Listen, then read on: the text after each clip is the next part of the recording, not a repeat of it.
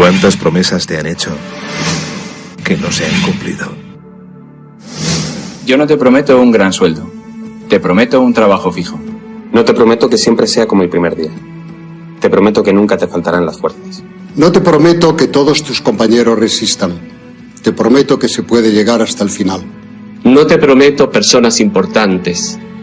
Te prometo personas que no saben cuánto valen. No te prometo que vayan a hacer caso de lo que digas. Te prometo que querrás repetirlo una y otra vez. No te prometo la comprensión de los que te rodean. Te prometo que sabrás que has hecho lo correcto. No te prometo que te vayan a pedir ayuda. Te prometo que te necesitarán. No te prometo una decisión fácil. Te prometo que nunca te arrepentirás. No te prometo un trabajo perfecto. Te prometo formar parte de un proyecto inolvidable. No te prometo que siempre vayas a obtener resultados. Te prometo que tu trabajo dará mucho fruto. No te prometo que vayas a tener grandes lujos. Te prometo que tu riqueza será eterna. No te prometo que siempre vayas a poder ser valiente. Te prometo que tu amor será más fuerte que el mío. No te prometo que puedas acabar con el dolor, el sufrimiento y la injusticia. Te prometo que estés donde estés, llevarás esperanza. No te prometo el reconocimiento del mundo. Te prometo una palabra eficaz. No te prometo seguridades humanas. Te prometo la certeza de que has sido elegido. Y te prometo que alimentarás al mundo.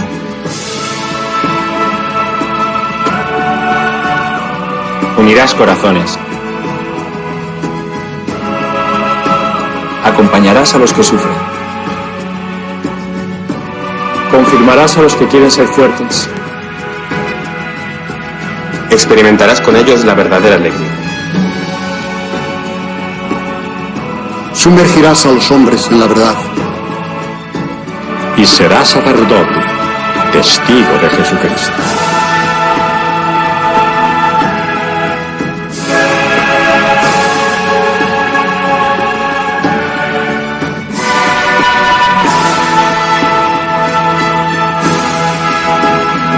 No te prometo una vida de aventuras. Te prometo una vida apasionante.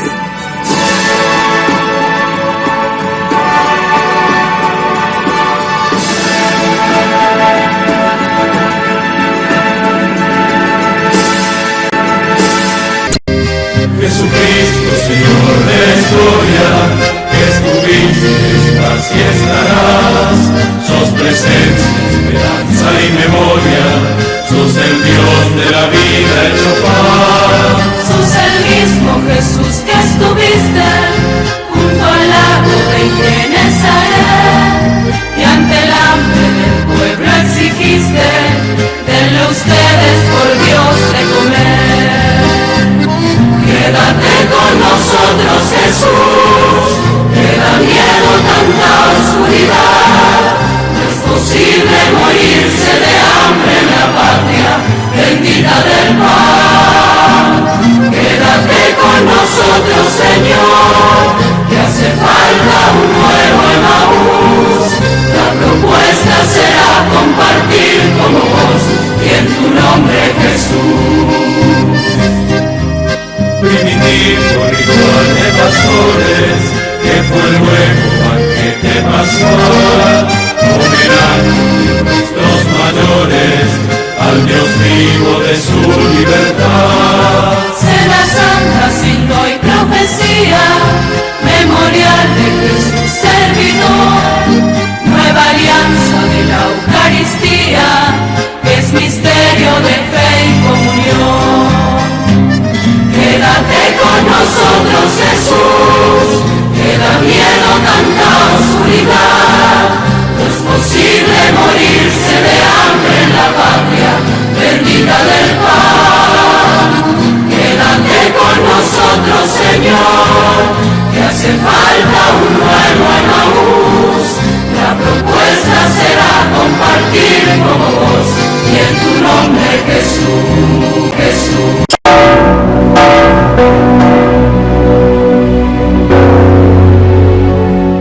Este mes quiero contarles una historia que es un reflejo de la iglesia de hoy. Es la historia de un testimonio de fe poco conocido. Visitando un campo de refugiados en Lesbos, un hombre me dijo: Padre, yo soy musulmán, mujer era cristiana. Llegaron los terroristas a nuestro país, nos miraron y nos preguntaron nuestra religión. Vieron a mi mujer con el crucifijo y le dijeron que lo tirara al suelo. Ella no lo hizo y la degollaron delante de mí. Histórico. Sé que él no tenía rencor. Se centraba en el ejemplo de amor de su mujer. Un amor a Cristo que la llevó a aceptar y ser leal hasta la muerte. Hermanos, hermanas, siempre habrá mártires entre nosotros. Es la señal de que vamos por el camino correcto. Una persona que sabe me decía que hay más mártires hoy que al inicio del cristianismo. El coraje de los mártires, el testimonio de los mártires es una bendición para todos. Oremos para que quienes en diversas partes del mundo arriesgan su vida por el Evangelio contagien a la Iglesia su valentía, su impulso misionero.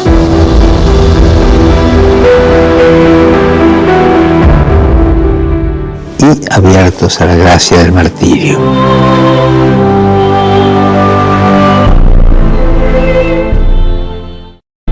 He sabido algo que me preocupa profundamente.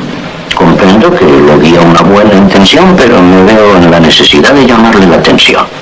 Don Silvestre me mandó llamar para darme una queja. Se trata de que en las primeras lecciones del catecismo les ha metido usted en la cabeza a los niños ciertas ideas que considero altamente perjudiciales. ¿Cómo cuáles, padre? Pues les ha dicho a los chicos que hagan ver a sus padres que el esfuerzo de su trabajo debe estar en proporción al salario. Ah, eso sí. Que si cobran más que trabajan, que cobren menos. Pero que si trabajan más que cobran, pues que cobren más. Y usted sabe que esas teorías ya han empezado a armar líos y que varios obreros se han presentado a don Silvestre pidiéndole aumento en el salario. Ah, pues qué bueno. Bueno, ¿por qué? Pero recuerde usted que se ha de procurar que las riquezas no se acumulen en manos de los ricos y que se repartan entre los trabajadores. Pero eso es comunismo. No, doña Sara. Esa es la encíclica de su santidad Pío XI. Y su santidad Juan XXIII, en su encíclica, dice que los trabajadores deben ganar lo suficiente para tener un nivel de vida verdaderamente humano que les permita sacar adelante a su familia. Pero la forma en que usted lo enfoca puede traer problemas. Pues no lo creo, porque su santidad León XIII, allá por el año de 1891, ya lo decía en su encíclica, que el Estado debe ayudar a la clase proletaria, porque del trabajo y el esfuerzo del obrero salen las riquezas de los estados. Eso lo dijo hace un titipuchal de tiempo y no ha pasado nada. No, si es un error querer acabar con los ricos, hay que acabar primero con los pobres, padre. Eso no lo dice la encíclica. No, eso lo digo yo, porque acabando con la pobreza, pues habrá más equidad en el mundo.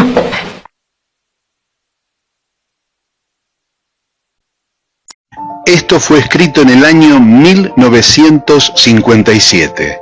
Y si te quedan amigas o amigos con quien todavía podés hablar de política y de sociedad, recordales esto escrito hace tiempo, pero parece que hubiese sido ayer.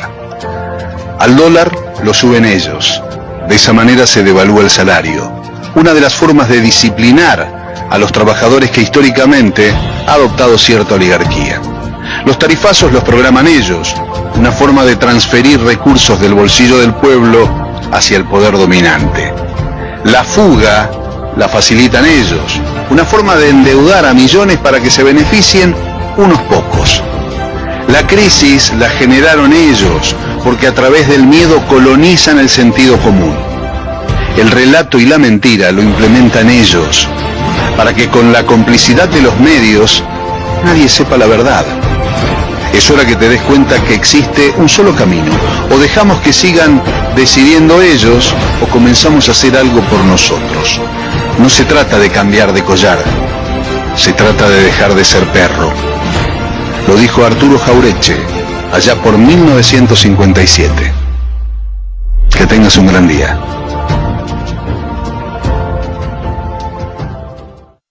El peor analfabeto es el analfabeto político. No oye, no habla, no participa de los acontecimientos políticos. No sabe que el costo de la vida, el precio del poroto, del pan, de la harina, del vestido, del zapato y de los remedios dependen de decisiones políticas. enorgullece y ensancha el pecho diciendo que odia la política. No sabe que de su ignorancia política nace la prostituta, el menor abandonado y el peor de todos los bandidos, que es el político corrupto, mequetrefe y lacayo de las empresas nacionales y multinacionales. El personaje que tenemos sentado en el sillón de Rivadavia, en su campaña dijo que lo que no haría jamás y se cortaría un brazo era emitir. Bueno, fue lo primero que hizo. Dándole cuerda a la maquiniquita impresora de billetes, compró los primeros 8.000 millones de dólares que después se jactó que tenía de reservas, que en realidad no es reserva, porque cuando tomó el gobierno había 12.000 millones de dólares abajo. Quiere decir que bajó el endeudamiento, pero todavía quedan 4.000 millones en rojo para poder estar 0-0. O sea que todo lo que dijo es parte de una confabulación mentirosa para que el pueblo entienda o crea lo que él cuenta y no la verdad. Se emitieron más pesos durante la gestión de Javier Milei que en el primer semestre del 2023.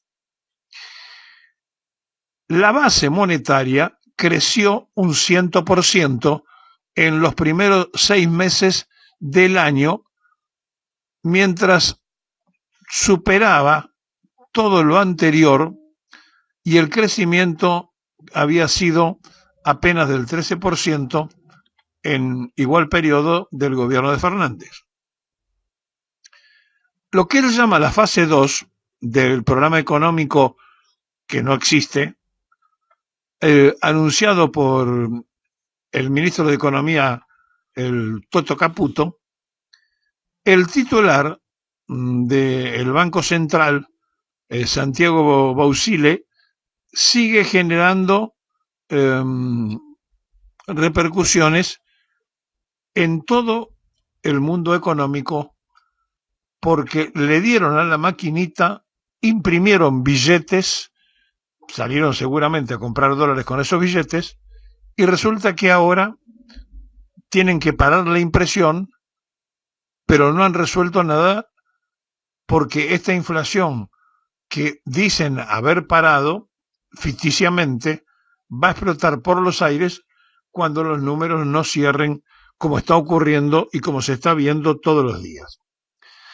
La cuenta es sencilla y circula además entre todos los analistas económicos, donde se sabe que se aumentó la base monetaria de los primeros 6 meses del gobierno del Cachivache, de manera tal que fue del 8.9 millones que se imprimieron, es decir, que se le dio arriba del 100% de impresión de billetes.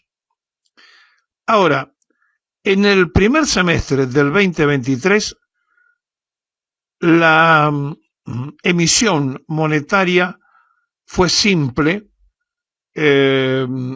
sin pasivos remunerados y con un aumento de un 13%. Y en el primer semestre de este año, la suba fue del 110%. ¿Qué significa esto? Sencillamente que se le dio a la maquinita todo el tiempo que se sentó Milei en el sillón de Rivadavia y que dijo que el Banco Central lo iba a cerrar, lo iba a hacer desaparecer, que no iba a existir más, que no se iba a emitir nunca más. Bueno, fue lo primero que hizo y la mayor cantidad posible de la emisión.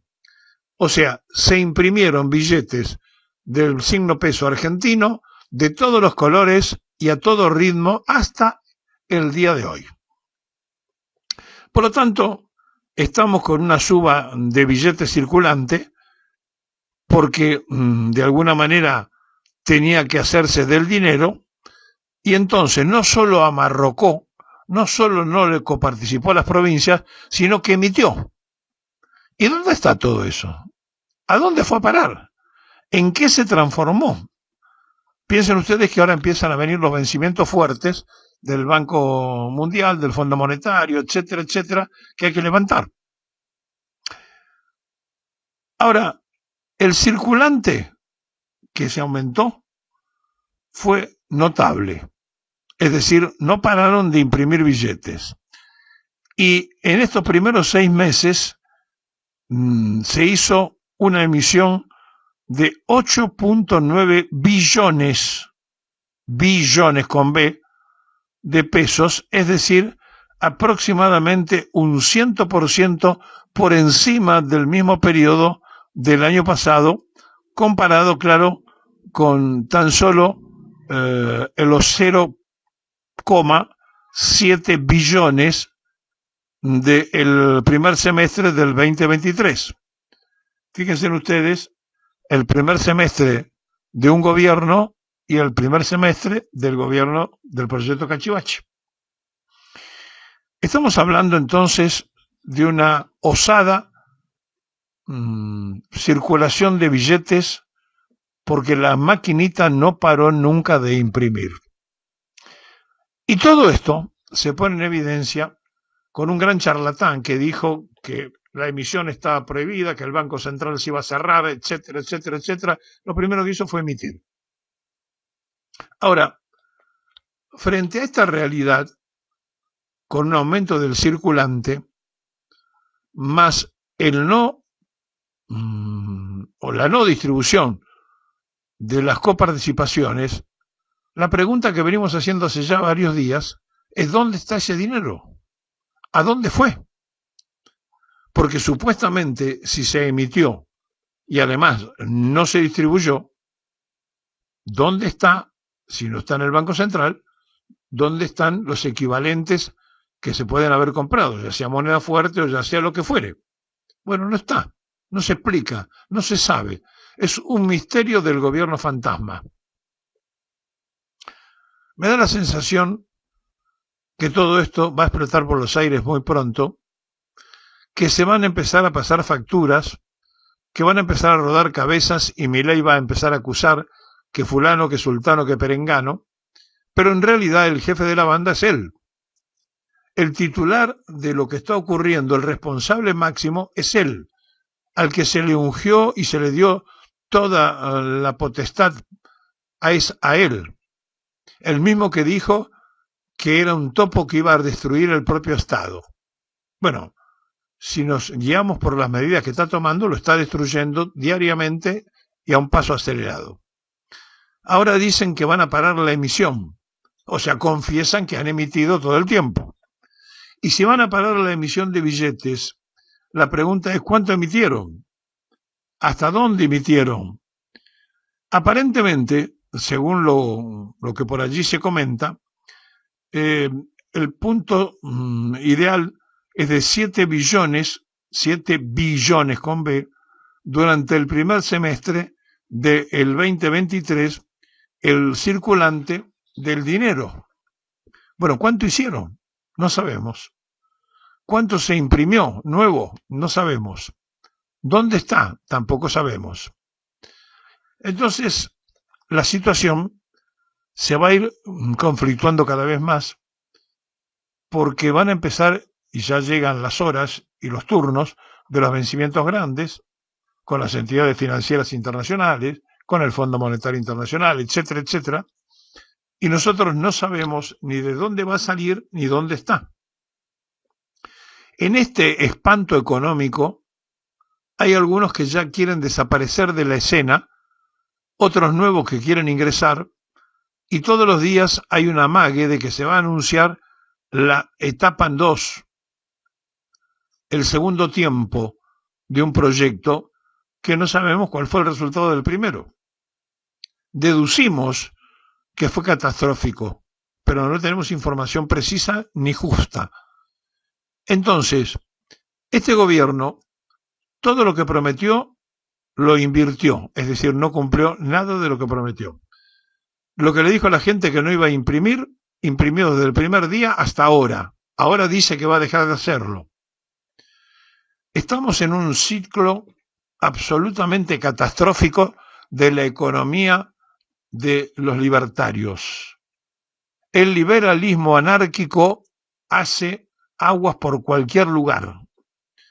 Se lo venimos anunciando hace varios días, no va a tardar mucho esto en trasladarse al mundo de todos los días, al mundo de los precios, del comercio, etcétera. De hecho, con la escapada de la divisa gringa, ya empezaron el remarque de precios. Y entonces, si bien en la Argentina ganamos en pesos y vivimos en pesos, se piensa en dólares. Y como se piensa en dólares, ya todos, desde el frutero de su casa hasta el almacenero de la otra cuadra del supermercado grande, reajustaron porque el dólar se escapó.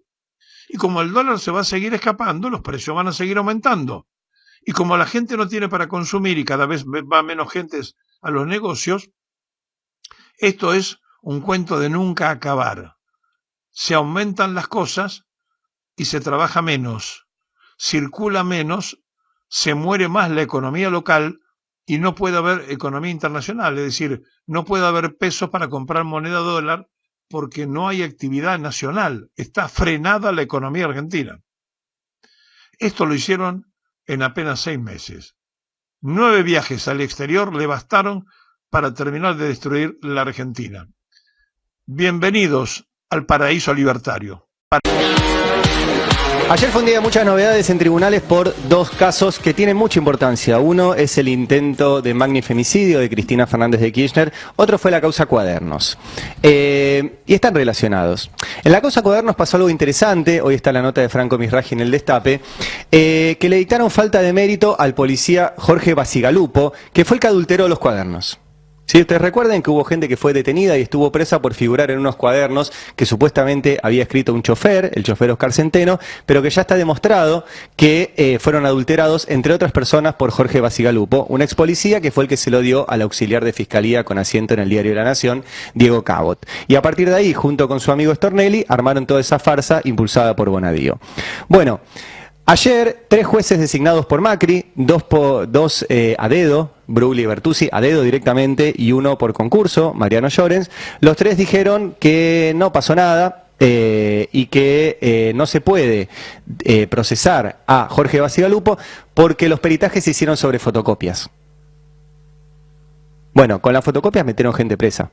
Me parece que se puede meter gente presa con fotocopias y no se puede analizar esas fotocopias cuando se trata de cómo se adulteraron.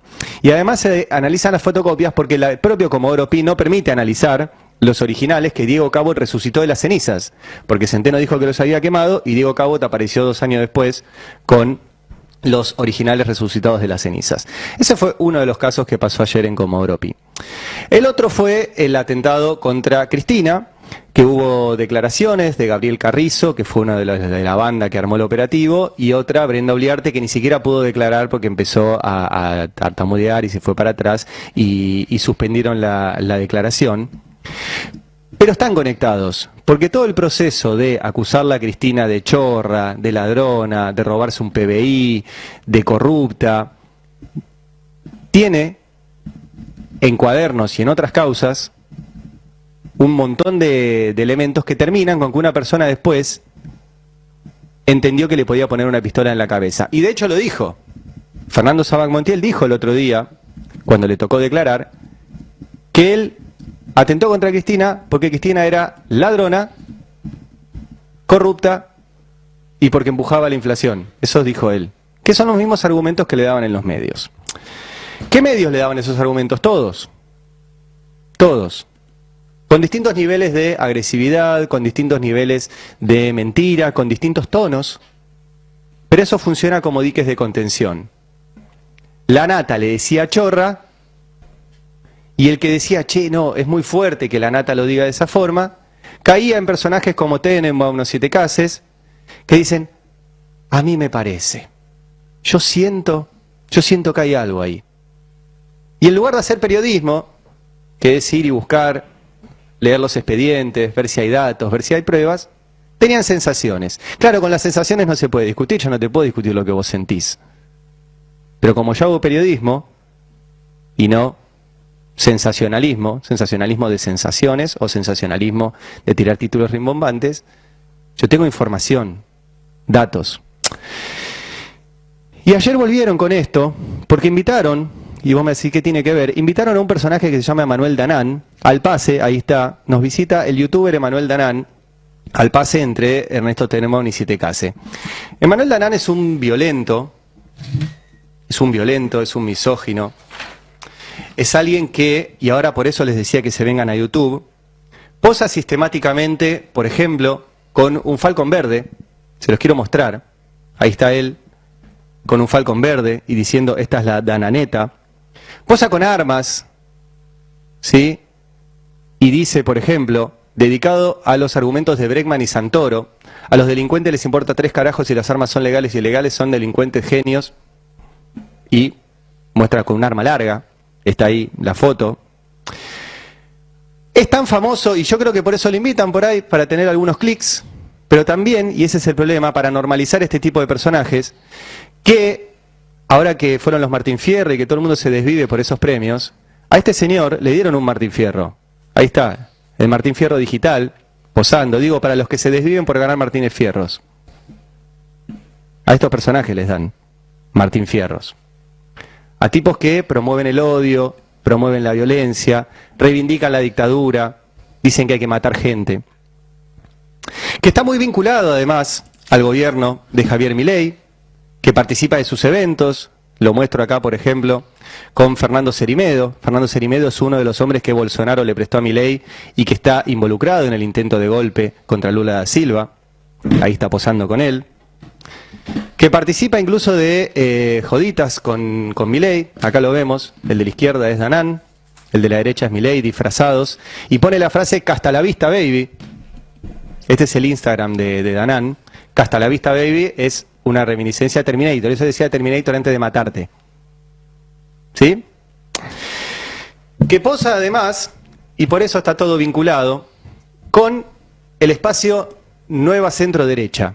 Nueva Centro Derecha es un espacio, como su nombre lo indica, de derecha, muy alineado con Patricia Bullrich, y que está en la causa, y por eso lo vinculo del asesinato, del intento de asesinato a Cristina.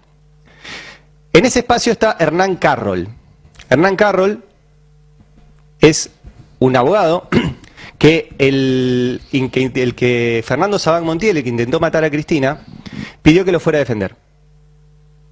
Una de las tantas pistas que la jueza Capuchetti no investigó y que no va a estar en este juicio por ahora. Y acá está Danán con ese espacio, con el espacio que el tipo que intentó matar a Cristina pidió que lo defendiera.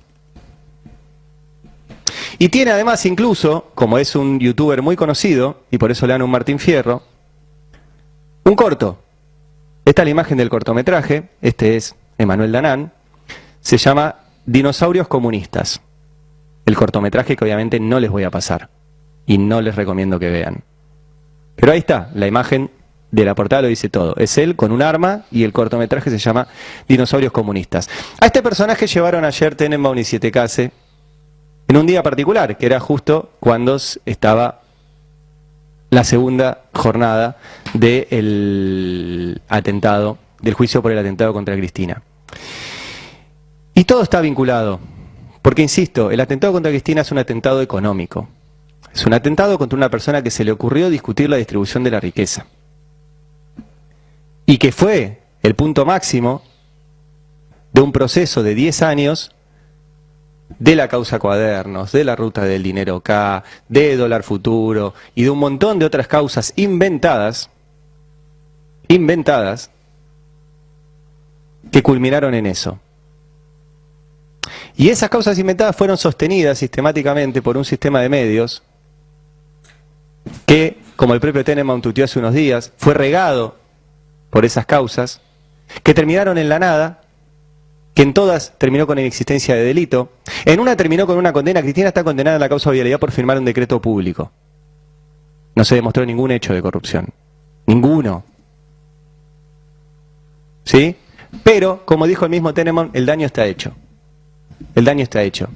Y volver a llevar a estos personajes que generan pobreza, porque no, el grotesco no les quita lo relevante y además el objetivo final. El objetivo final es generar pobreza. La miseria planificada tiene un capítulo en la normalización de conductas violentas hacia personas que quieran discutir esa miseria planificada. A cualquier persona. A Cristina y a cualquiera. Y si le pasó a Cristina, te puede pasar a vos. Y la idea es generar miedo. Y si vos normalizás a estos personajes, llevándolos a un estudio de televisión o de radio, sin decir todas estas cosas, lo que estás haciendo es normalizar la violencia contra las personas que quieran distribuir que quieran discutir la distribución de la riqueza. Y hacer como que acá no pasó nada. Y acá pasaron demasiadas cosas.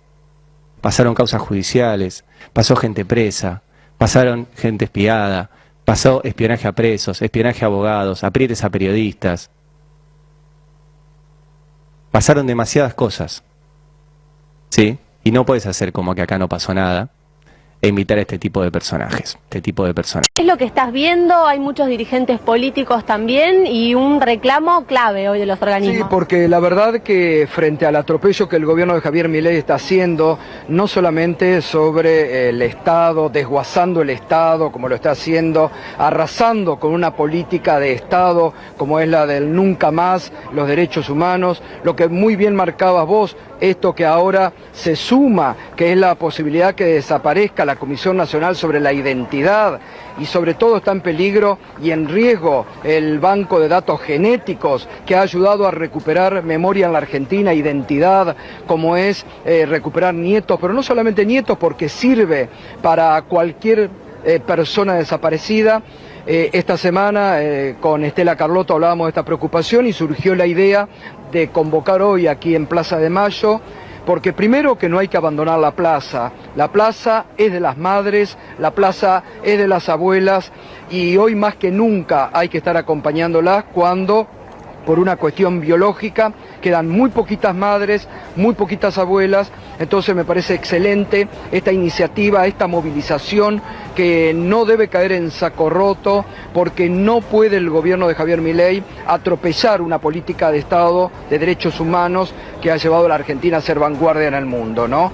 Hoy la sociedad tiene que estar movilizada defendiendo también esto, porque están desguazando la Secretaría de Derechos Humanos, están remitiendo muchísimas pruebas de los años de plomo de la dictadura y hay que realmente estar hoy, la obligación moral de todo y toda Argentina, estar junto a las abuelas, junto a las madres para defender la política de derechos humanos. Bueno, muchísima gente, Gustavo, decíamos, a las 3 de la tarde era la convocatoria, 3:30 ya empezó la ronda y sorprende porque además hay, yo decía, dirigentes de distintos espacios políticos, por ejemplo, sí, para acompañar. Da pena que hay dirigentes importantes de distintos espacios políticos, todos sueltos. Este es el problema de la Argentina de hoy. Están los dirigentes todos con miedo de juntarse. Y si no se juntan, el gobierno de Milei los pasa por arriba, muchachos. Entonces, están todos, los veo a uno por allá, el otro por allá, el otro aparece en la medios como... Y no tienen que tener miedo, se tienen que juntar. Y muchas ausencias, nuevamente notorias ausencias,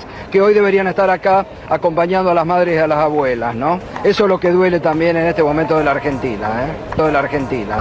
El tema que nos convoca, dada la última sesión de la Cámara de Diputados, con lo conocido ya por todos sobre el tratamiento de las leyes que enviara a la Presidencia de la Nación.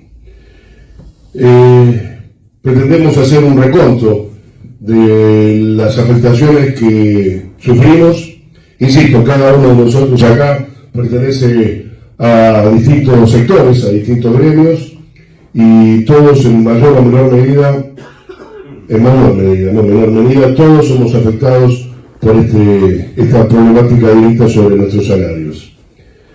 Vale la aclaración que este tema no solamente afecta a estos 65 o más de 65 gremios, sino que esto afecta a la sociedad toda, dado las consecuencias que tienen nuestras labores diarias en la vida de todos los conciudadanos. En una palabra, sobre el tema este en particular, nos volvemos a declarar la guerra y no nos queda más que defendernos. Y tómese esta palabra, guerra, en el sentido que corresponde, dado que somos democráticos, respondemos a un sistema en el cual estamos, sabemos lo que decimos cuando estamos diciendo que es una guerra directa sobre los trabajadores. Pero dos aspectos centrales que para nosotros van a gobernar los próximos meses. Primero, lo que ha votado la Cámara de Diputados es anticonstitucional. El artículo, para nosotros no hay vacío legal, como dicen algunos. El artículo 81 de la Constitución dice claramente que cuando un proyecto total o parcialmente es rechazado por una de las cámaras, la Cámara originaria no puede volver a tratarlo. Puede volver a tratar lo que está modificado, no lo que está rechazado. Así que en ese sentido le darán vueltas y le darán vueltas, pero la Constitución es clara. Y por el otro lado, hay un argumento que por remanido no deja de tener valor, que es que el salario no es ganancia. Nosotros el año pasado conseguimos una ley, y lo remarco, conseguimos una ley, no es que fue un decreto, conseguimos una ley que nos separaba de cómo se tributa al capital, porque esta nueva ley lo que hace es ubicar al trabajador en el mismo escalón del capital. Y dice, por ejemplo, que cobra ganancias por rendimientos, rentas o enriquecimiento susceptible de una periodicidad y permanencia en la fuente que los produce. Nosotros no tenemos ni renta, ni rendimiento, ni enriquecimiento. Con esta ley, el compañero que empiece ganando o que gane 1.700.000 pesos, y como me hacía referencia un compañero recién, menos las deducciones que nosotros habíamos logrado que se excedieran el año pasado, va a empezar a pagar ganancias. Y la canasta familiar está en 1 millón. O sea que también es un aviso a todos los compañeros que nos miraban, a los que pagábamos impuesto a la ganancia, que ellos también van a empezar a pagar en gran medida. Y otra cosa que anduvo dando vuelta, que lo refería un compañero en la reunión previa a esta conferencia, que es que hay algunos trabajadores que piensan que esta ley es más suave, digamos, en relación al descuento. Bueno, es una mala noticia la que tenemos que darle, no es así. Más trabajadores van a pagar, y los que ya estábamos enganchados en el pago del tributo vamos a pagar aún más. Hay una leve meseta, pero eso es porque pagan más trabajadores, no menos trabajadores. Y además, algo claro, se siguen manipulando las deducciones. Las empresas pueden deducir todo lo que quieran, los trabajadores no. Y además los trabajadores tenemos límite y tope para las deducciones. Esto, lo que queremos decir en esta conferencia de prensa con claridad, es que atenta contra la producción y los servicios públicos de calidad. Hay compañeros que ya están diciendo no vamos a hacer guardia en los hospitales, no vamos a hacer horas extras, no queremos traslados a más de 100 kilómetros porque no nos conviene, no vamos a reemplazar a un compañero que tenga una categoría superior. Y esto no es una cosa banal, es una cosa que se va a ver en los bancos, en las empresas de luz, de gas, de agua, en las ambulancias, en los hospitales, lo va a ver todo el mundo. Porque nadie es capaz, como está la economía hoy, de ganar menos que lo que hoy gana. En enero, el salario mínimo vital y móvil no fue modificado en febrero. Con lo cual, nosotros estamos con los mismos pisos imponibles de diciembre, de la última ley que aprobó el gobierno anterior. Esto no se va a mejorar en julio, y es probable que con el pago del aguinaldo, que nos podrían devolver en junio con la ley anterior, ahora se cobre todo y no se devuelva nada. Entonces, me parece que hay una cantidad de elementos que nos van a permitir iniciar una campaña nacional contra la restitución del impuesto a la ganancia, que obviamente vamos a coordinar con las centrales obreras. Todos tenemos entendido, ya la CGT lo ha hecho público, y creo que la CTA también, de que se va a judicializar esto, y nosotros queremos hacer nuestro aporte organización por organización para que esto sea una cuestión que todo el mundo sepa que existe y que no es un capricho del millón de trabajadores que pagamos impuestos a la ganancia, que queremos aclarar que se va a agregar otro 1 millón. Y así sucesivamente, porque las paritarias nos cuesta mucho, porque están planchadas en muchos casos, pero en los casos en que logremos algún aumento, va a perjudicar claramente al trabajador que hoy no paga y va a empezar a pagar. Entonces me parece que hay elementos suficientes, no solo para judicializar, sino para agitar este tema en la cotidianidad nacional. Ha vuelto a ser un tema, junto con los despidos, junto con la ley laboral, la reforma laboral, ha vuelto a ser un tema de impuesto a la ganancia. Y la verdad les digo, no es porque nosotros lo pusimos en agenda, es porque el propio gobierno lo puso en agenda. Cuando dicen que los gobernadores apretaron para que esto saliera, yo te voy a dar un dato. En el Senado, el capítulo de impuesto a la ganancia salió de restitución de la ganancia, salió negativo 41 a 31. No es que salió 36 a 36 con el voto de Villarroel, 41 a 31. O sea, hay propios gobernadores que hoy están diciendo que también quieren judicializarlo, porque hay una parte importante de los trabajadores de esa provincia que van a dejar de consumir en su propia provincia. O sea, no en las arcas de la Casa Rosada. Bueno, esto se va a complicar. Los 65 gremios que estamos aquí en la mesa sindical de salario de una ganancia nos hemos comprometido a poner este tema en el lugar que corresponde y luchar para que no se restituya, desde el punto de vista de la acción jurídica junto con las centrales obreras y desde el punto de vista de la acción sindical. Cada uno de nosotros sabemos qué es lo que nos está pasando en cada gremio y qué es lo que va a pasar, cómo se va a degradar la actividad productiva y servicios públicos en este país. Así que esto es lo que queremos denunciar en la conferencia de prensa, esto es lo que queremos anunciar de que iniciamos esta campaña junto con todos aquellos trabajadores que están sufriendo otros males, desde no llegar a fin de mes a tener el despido en puerta. Todo eso, para nosotros, junto con el impuesto a la ganancia, está en el mismo paquete. Así que, en principio contarles que transmitir la solidaridad de mi secretario general, el compañero Palazzo, de la bancaria y de la mesa, con la cantidad de despidos que está dejando este gobierno, que no solamente despide, sino que, como vimos ayer, lamentablemente reprimen de una manera feroz a los trabajadores y a las trabajadoras, que lo único que piden es su volver a poder trabajar, a poder mantener a su familia, y también con quienes todavía están presos de la última marcha que se convocó en el Congreso de la Nación, que creo que, si mal no recuerdo, son 5 o 6 compañeros y compañeras que aún están privados de su libertad. Así que nuestra solidaridad con ellos. Contarles también que los diputados sindicales están preparando un anteproyecto de ley, entre ellos el compañero Palazzo, la compañera Vanessa Siley, el compañero Hugo Yasky, en contra de las privatizaciones de las empresas públicas y los organismos del Estado. Como bien decía el compañero que me precedía en la palabra, le están sacando plata a los trabajadores para que los ricos no paguen, porque claramente es así. Volvemos a pagar impuestos a las ganancias y los ricos dejan de pagar bienes personales. Ese es el país, está enfocado así el país, el gobierno, la alianza de la libertad avanza junto con el PRO, ese es el país que nos propone. Y insistimos una y otra vez, que busquen lo que le corresponde a las provincias en los grandes grupos económicos, en los sectores especulativos. Porque muchos gobernadores propusieron algunas vías alternativas y no fueron escuchados.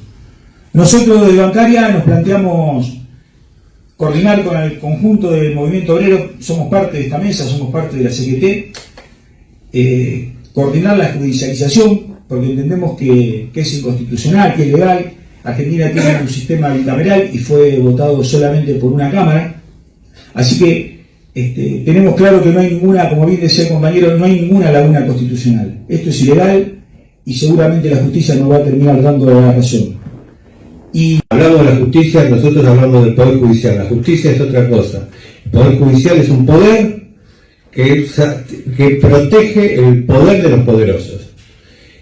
Y esta es la realidad. Pero también es cierto que el Poder Judicial responde a las presiones sociales que existan. Y si somos, como decía el compañero, capaces de construir entre los trabajadores la realidad que esto no es una cosa de trabajadores ricos contra trabajadores pobres, esto es una cuestión de trabajadores violados en sus derechos, La justicia va a responder porque responde también a la presión política, como respondieron a la presión política porque no fue un accidente que 10 senadores superaran a los que votaran en contra, a favor de la ley, y la presión que ejercimos los trabajadores también en el Congreso se sintió, también en la justicia. Y las presentaciones judiciales que hacemos los trabajadores lo hacemos como una medida política de la acción sindical. Es solo una medida política. No esperamos que la justicia, el Poder Judicial nos dé la respuesta, porque además tiene tantos pasos que seguramente encontraremos jueces que reconozcan la inconstitucionalidad de la ley, pero el Poder tiene apelaciones, e inclusive llegando a la Corte Nacional, que pare todo progreso para los trabajadores. Por eso, como decías vos, todavía el DNU no tiene resolución en la justicia, y miles de resoluciones que afectan a los poderosos se resuelven en 15 días. Creo que estos 65 gremios estamos acá, es un primer paso, pero tenemos que ser muchos más trabajadores, inclusive los trabajadores que no pagan ganancias, porque los que no pagan ganancias hoy la van a pagar mañana, así como los que no son despedidos hoy van a ser despedidos mañana. Haya pérdida del poder adquisitivo, porque además este impuesto que regresa lamentablemente se da en el marco de una situación que está bastante complicada. Digo, esto lo estamos viviendo todos. Claramente se percibe menos salario, hay una fuerte desocupación, hay recesión, y como ejemplo, y que no tiene que ver con los trabajadores organizados, pero que sí tiene que ver con los trabajadores, eliminan el tributo social a 600.000 cooperativistas. Digo, tamaña maldad por parte de un gobierno pocas veces había sido vista en nuestra historia moderna, de democracia. La ilegalidad de que vuelva el impuesto a la ganancia respecto a la degradación del salario. Repetimos, nosotros no somos capitalistas. Nosotros somos trabajadores que damos nuestra fuerza de trabajo, que vendemos nuestra fuerza de trabajo, que es lo único que tenemos. Eso no tiene ganancia. Y de alguna manera, en la respuesta jurídica de la CGT a la parte laboral del DNU en su momento, que vamos a decir, eso tuvo éxito. Aún con los mismos tribunales, con la misma justicia, eso tuvo un éxito relativo, veremos cómo termina, pero tuvo éxito. De hecho, esa parte del DNU no se está aplicando. Hay parte de estos argumentos. Porque no es solo el impuesto a la ganancia. El impuesto a la ganancia es una arista de cómo van degradando las relaciones laborales y los salarios. Que esto no se entienda a nivel de los millones todavía, bueno, es un desafío a nosotros, no a lo que lo dicen y lo hacen. Es decir, nosotros tenemos otro problema, que este gobierno nos ha acostumbrado a que todos los días hay o una noticia o un escándalo diferente. Entonces, desaparece lamentablemente este pibe de Logan en Corrientes, que hace, no sé, 15 días, por todos los canales de televisión y radios y periódicos parece que es el único tema del país, y no es el único tema del país. Y cuando se nos va checando la noticia, insulta a Lula, o dice que se mete en la interna boliviana, o va a Europa y dice que va a ser el próximo premio Nobel, y todo eso tapa. Pero cuando llega el recibo a fin de mes, habla. Y eso es lo que nosotros tenemos como desafío con los millones de trabajadores de este lado, con los que quieran razonar, con los que quieren escuchar. No nos vamos a enojar con ningún trabajador, haya votado a quien haya votado, porque la única verdad es la realidad. Y a fin de mes vas a tener que pagar el gas, la luz y el agua con nuevos valores.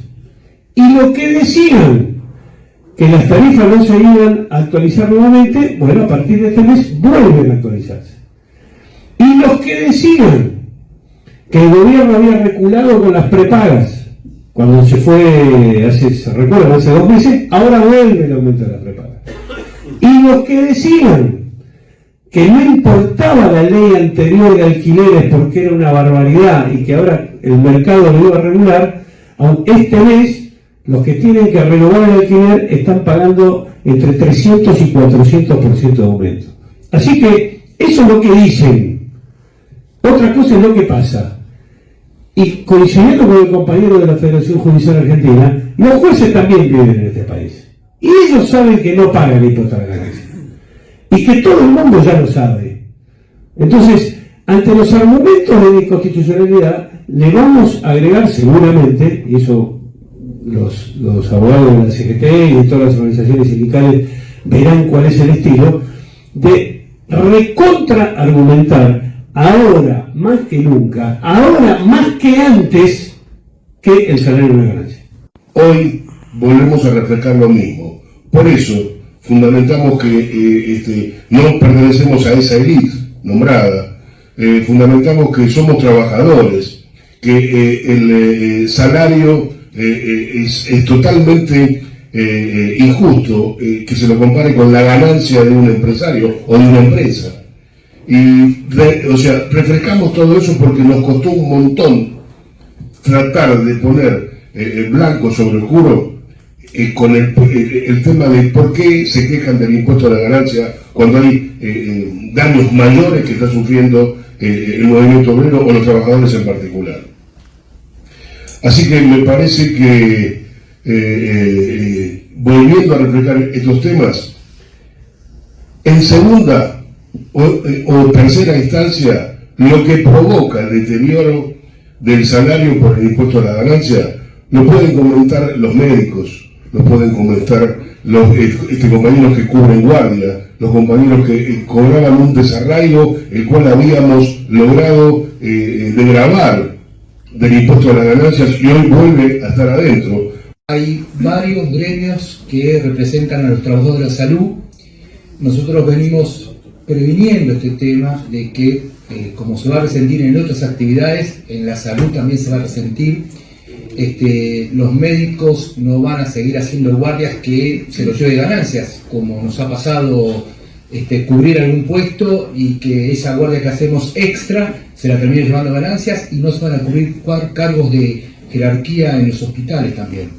Esto va a pasar en todas las áreas de salud, tanto en provincia como en Buenos Aires, están los compañeros de la CICOP, los compañeros de la MAP, los compañeros de médicos municipales, y estamos previniendo, ya se lo dijimos a los diputados, volver de vuelta a pagar ganancias donde el trabajo nuestro se lo termina ayudando el fisco, no va a ser tolerado por los médicos, por lo cual corremos el riesgo y va a haber una afectación en la salud pública donde las guardias se van a ver disminuidas y los servicios disminuidos de trabajadores de la salud. Eso es muy grave para la República Argentina. Médicos haciendo servicios de ambulancia, acá tengo el compañero de la CICOP que le pasó pobre, lo atendió un no médico por un accidente que tuvo, y es una realidad que se viene, es grave y lamentablemente va a afectar a millones de personas porque la población va a estar afectada. Ya se ve hoy con los despidos en el Hospital Posadas, donde se está afectando a más de 6 millones de personas en atención, que es gravísimo, y la situación va a ser cada vez más crítica y no va a ser solo en el público, sino va a ser en el privado y va a ser en general. De la comunidad de trabajadores, trabajadoras que no tienen otra respuesta. Entonces, el ataque a la salud se da en todos los frentes y se pone en evidencia un desinterés absoluto por la vida de la comunidad, que también se ha visto con el desfinanciamiento de la DATSE, con pacientes oncológicos que perdieron el acceso a sus tratamientos, que significó la pérdida del control de su enfermedad y eventualmente en la muerte de cientos de personas que encontraron el fin de su vida antes de tiempo por una vulneración de un derecho. Ayer escuchaba al presidente que decía que la salud es una responsabilidad federal de cada una de las provincias, pero cada una de las provincias se ve sometida, por un lado, a las políticas de ajuste y las políticas de vaciamiento, miseria y hambre del gobierno nacional, por una parte. Y por otra parte, es importante señalar que todos los procesos de federalización y de descentralización de la salud en la República Argentina se dieron en procesos no democráticos, se dieron en la dictadura de Aramburu y se dieron en la última dictadura cívico-militar. Entonces hay que señalarle al señor presidente que él se agarra de momentos no democráticos para defender una descentralización que en definitiva afectó el derecho a la salud de la comunidad. Nada más. Riesgo y precariza totalmente el sistema de las universidades nacionales. Nosotros tenemos compañeros, compañeras que ya están analizando qué es lo que van a hacer. Y nosotros trabajamos siempre por el bien colectivo y por el bien de la sociedad. Y las universidades nacionales estamos acá justamente para decir que esto es totalmente injusto y totalmente extemporáneo debido a la realidad económica que estamos teniendo. Muchísimas gracias.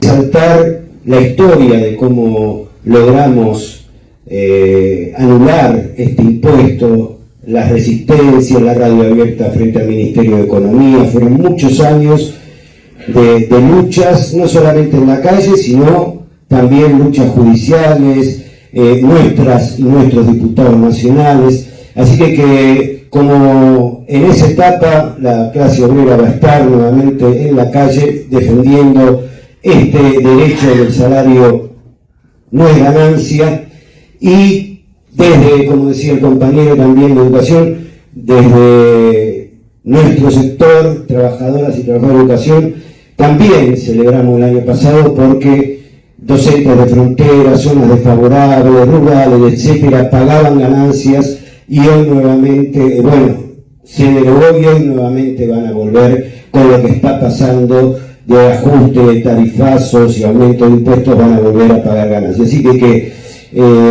confiamos en las centrales, en nuestras centrales, que esto lo vamos a revertir porque formamos parte de una historia y tenemos raíces y hemos dado muchas vueltas de página en momentos difíciles de la historia. Gracias.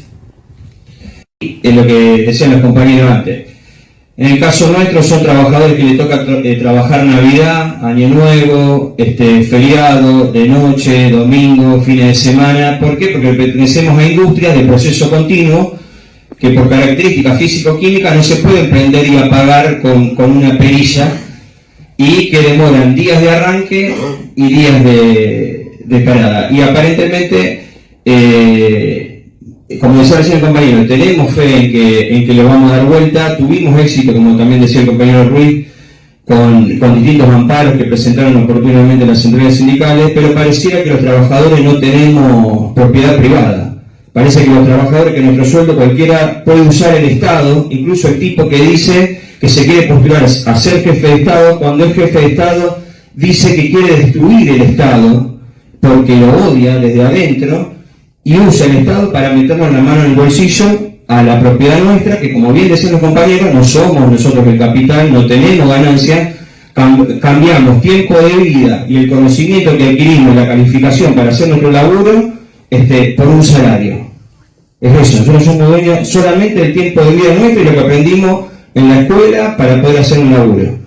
El Estado, el tipo que hoy el Estado hoy, nos está metiendo la mano en el bolsillo, como decía también el compañero combatiente, declarándonos la guerra a nuestra propiedad. Tenemos deducciones que son una miseria. La deducción por gasto de sepelio sigue siendo 983 pesos. Se nos ríen en la cara, nos vuelven a meter la mano en el bolsillo. Nosotros vamos a ganar menos plata que se va a sacar del mercado interno, porque lo que ganamos nosotros no es que la tenemos en un offshore o especulamos o la invertimos en la bolsa. Nosotros vamos y gastamos en el comercio de la esquina. Toda esa plata del consumo interno se está sacando. Y le quiero recordar al presidente Milei que se corte las manos, que cumpla con su palabra. Si dijo que si aumentaba los impuestos se cortaba las manos, ¿qué espera para cortarse las manos, los pies y si quiere la cabeza? Porque nosotros no somos los que tenemos que poner plata de nuestro bolsillo. ¿O acaso yo estoy ganando más que Galperín? ¿Por qué yo tengo que pagar más impuestos que Mercado Libre? ¿Dónde se vio que los trabajadores se meten en el sueldo nuestro y nos sacan lo que quieren? ¿A costa de qué? Que paguemos como corresponde. Había salido una ley donde los altos sueldos pagaban impuestos. Ahora todos los trabajadores tienen que pagar. Pero eso sí, vienen empresas bajo el régimen Riggi y no van a pagar nada. Entonces, ¿qué? Se le da una exención a los que más tienen y se le saca a los que menos tienen. Este gobierno es una vergüenza. Impuesto a la ganancia. Con esta nueva ley, cerca del doble va a pagar ganancia. O sea, cada vez las cifras son mayores. Entonces no es que nosotros tenemos que salir a convencer al que no paga impuesto a la ganancia. Nosotros tenemos que salir a convencer primero al que va a pagar y pensaba que no lo iba a hacer. Porque van a ser muchos, no van a ser pocos. Obviamente, cuando el compañero de Sequera dice los docentes de frontera, está muy lejos, no lo ve nadie. Es increíble que un docente de frontera vuelva a pagar impuestos a la ganancia. No tiene ningún sentido, compañero o compañera, que tiene que hacer kilómetros para ir a una escuela o quedarse a dormir durante toda la semana laboral en ese lugar. Para que 10 pibes, 20 pibes, 30 pibes puedan leer, escribir, aprender, conocer, tener sentido crítico. Y lo mismo nos pasa con todas las actividades. Esto que dijeron los compañeros de la salud es algo que nosotros lo vamos a ver en las ambulancias, cuando tiramos las emergencias o en las guardias de los hospitales. No es joda. No estamos debatiendo solamente lo que nos pasa a nosotros. Lo que nos pasa a nosotros va a tener consecuencias respecto a lo que le pase al resto de la sociedad. Esto es lo que queremos denunciar en esta conferencia de prensa. No solo vamos a hacer 2 millones, vamos a hacer 2 millones que van a tener mucha implicancia en la vida cotidiana de otros millones. No estamos hablando de una fábrica de caramelos, que además hay unos compañeros de fábrica de caramelos que pagan. No estamos hablando de Fernet, que además los compañeros que hacen Fernet, porque estuvieron acá, pagan. Estamos hablando de la emergencia cuando te enfermas. Estamos hablando de la educación, de la luz, el gas, el agua, el sistema financiero y más, el sistema industrial, que acá se obvia, porque este gobierno está odiado con la producción industrial, pero que casi todos los trabajos importantes, la siderurgia, la petroquímica, la química, tienen procesos continuos de trabajo. No se puede parar. Esto no lo para ningún decreto, ninguna ley. Esto sí se para, afecta la vida de todos los argentinos. Esto también queremos denunciar en esta conferencia de prensa.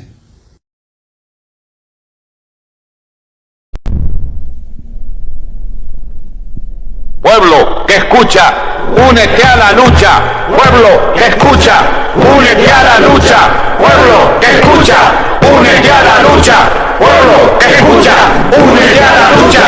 Pueblo que escucha, únete a la lucha. Pueblo que escucha, únete a la lucha. Pueblo que escucha, únete a la lucha. Pueblo unido, nunca vencido. Pueblo unido, nunca vencido. Y luche, luche, luche, no deje de luchar. Y luche, luche, luche, no deje de luchar. Por un canto de obrero, obrero y popular. Y luche, luche, luche, no deje de luchar. Pobre el pobre que no luche, siempre callado nomás. Le han de robar su guitarra, nunca más ha de cantar. Y luche, luche, luche, no deje de luchar. Y luche, luche, luche, no deje de luchar. Por un canto de obrero, obrero y popular. Y luche, luche, luche, no deje de luchar. Pueblo que escucha, ¿qué cosas tiene mi pueblo que no las puedo callar? Cualquiera viene y le ofende y él calladito nomás. Pero guarda al que trampea, pero guarda al que le miente, porque mi pueblo no es tonto, porque mi pueblo es valiente, porque mi pueblo algún día cuando la sangre reviente habrá de salir cantando con un fusil en la frente. Y entonces no habrá más niños durmiendo bajo los puentes, ni obreros, ni campesinos, siempre apretando los dientes, porque mi pueblo es de machos y nadie me lo desmiente. Y luche, luche, luche, no deje de luchar. Y luche, luche, luche, no